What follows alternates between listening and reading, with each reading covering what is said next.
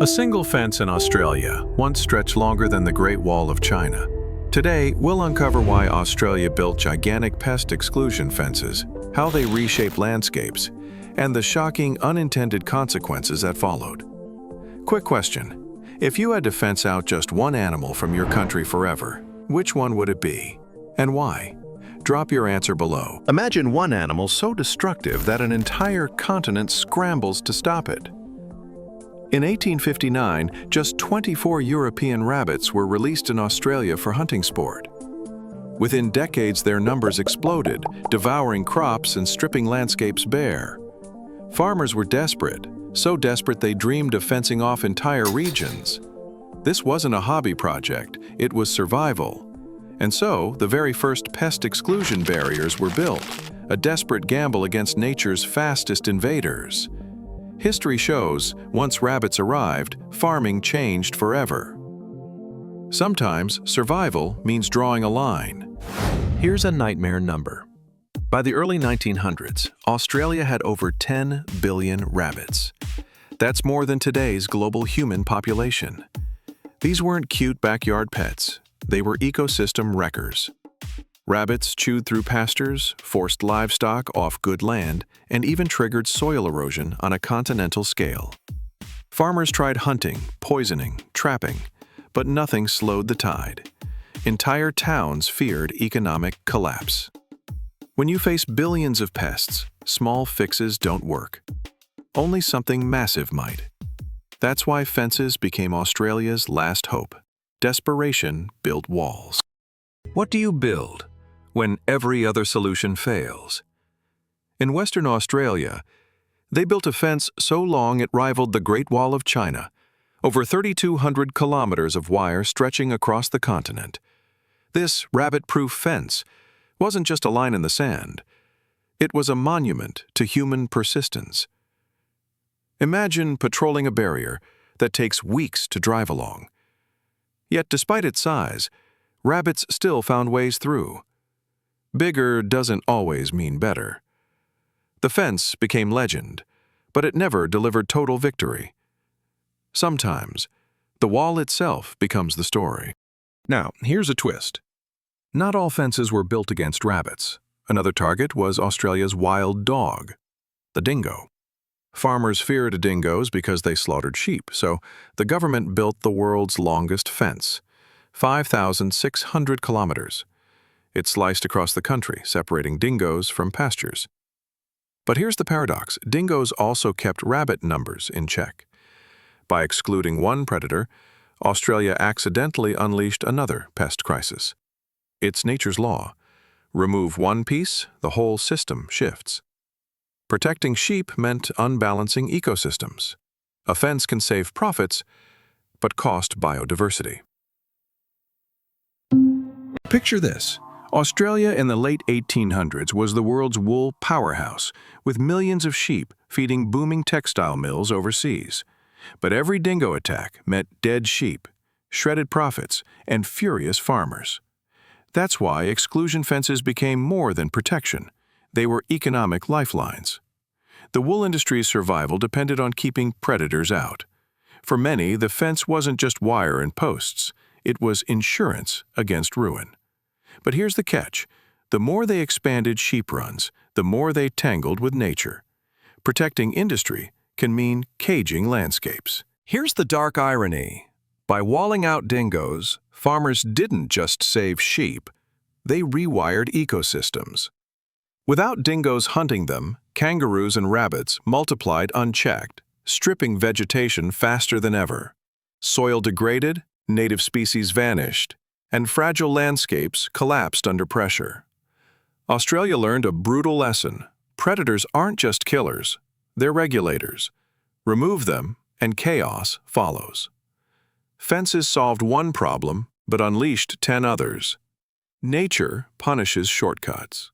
Sometimes the predator you fear is the balance you need. You'd expect fences to only stop pests, right? Wrong. They also trapped or excluded Australia's most iconic animal, the kangaroo. Roos often gathered along fences in huge numbers, unable to cross, overgrazing already fragile pastures. Farmers saw them as competitors for grass, while conservationists saw a national symbol being boxed out of its homeland. This clash revealed something bigger. The line between pest and treasure is drawn by humans, not nature. A fence can't tell the difference. And when symbols suffer, the debate gets louder. Now imagine pouring endless money into patching, stretching, and guarding fences across a continent. Australia did just that, spending billions over decades. Yet even with that staggering investment, rabbits, dingoes, and roos still found ways through. Farmers gained breathing room but never total relief. Economists called it a treadmill. Constant work with no finish line. That's the price of controlling nature. It always bills you twice. The lesson? Fighting ecosystems with money is like bailing water from a sinking ship. Expensive, exhausting, endless. If the scale of these fences blows your mind, just wait.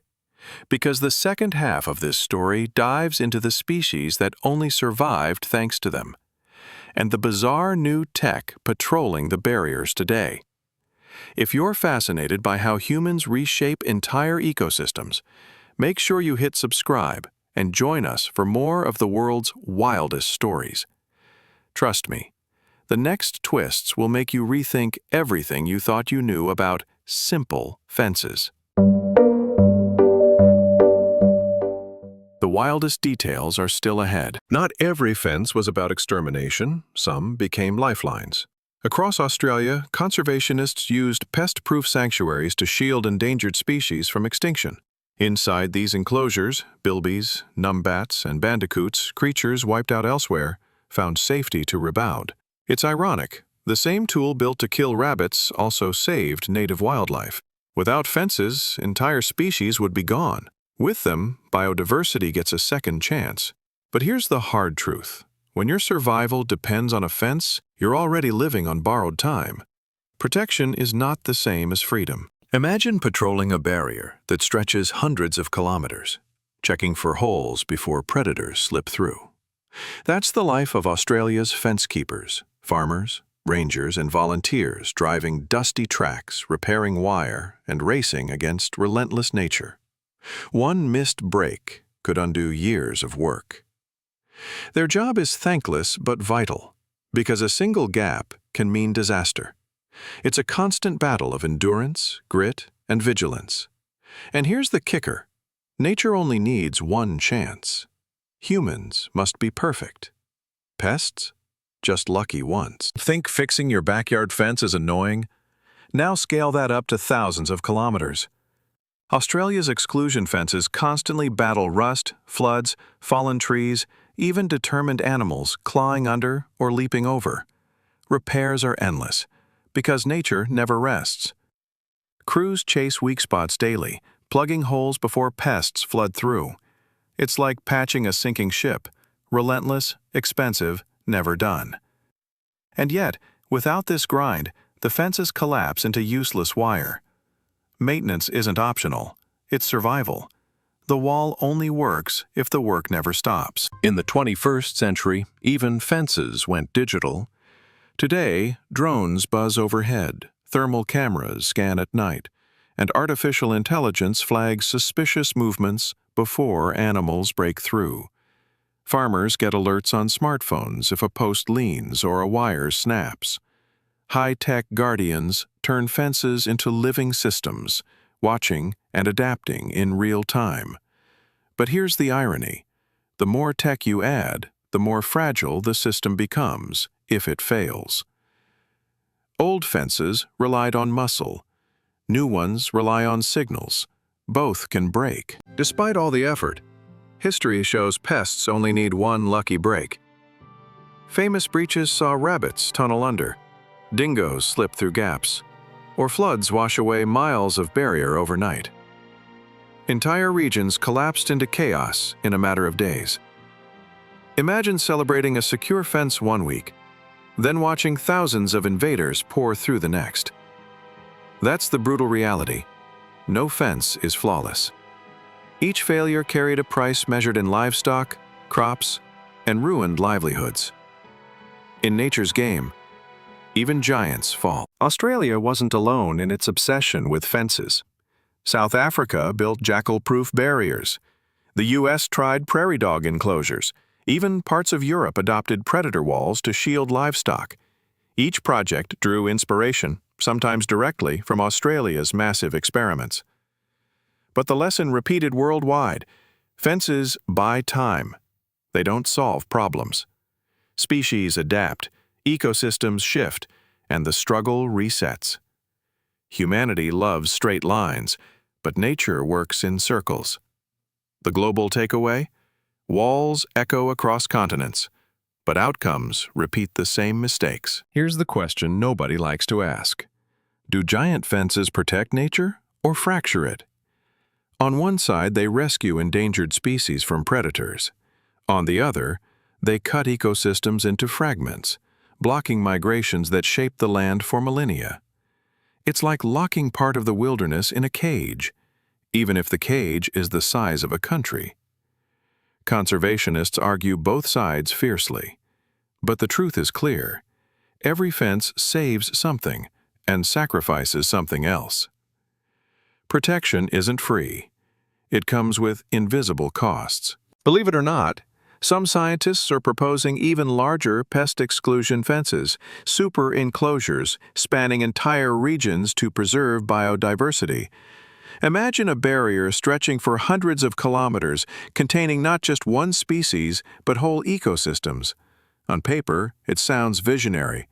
In practice, it risks repeating old mistakes on a bigger scale.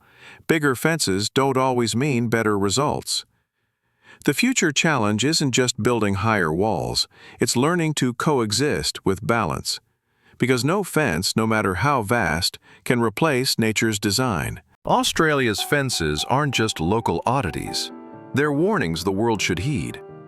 Every wall humanity builds, from pest barriers to border fortifications, tells the same story. We crave control, but nature resists. The fences slowed disasters, saved species and protected profits. But they also fractured landscapes, drained money, and sparked endless debates. The global lesson? Technology can buy us time, but balance requires humility. We can't outbuild ecosystems forever. Every fence whispers the same truth. Adaptation beats domination. So, what do Australia's massive fences teach us? That survival isn't about higher walls, it's about smarter coexistence. The lines we draw in wire and wood shape destinies of species, economies, and entire landscapes. Next time, we'll explore another human attempt to control nature and how it spiraled in ways no one saw coming. Stick around, because the wildest stories don't end here. They only grow taller. Not professional advice. Consult a qualified expert as needed.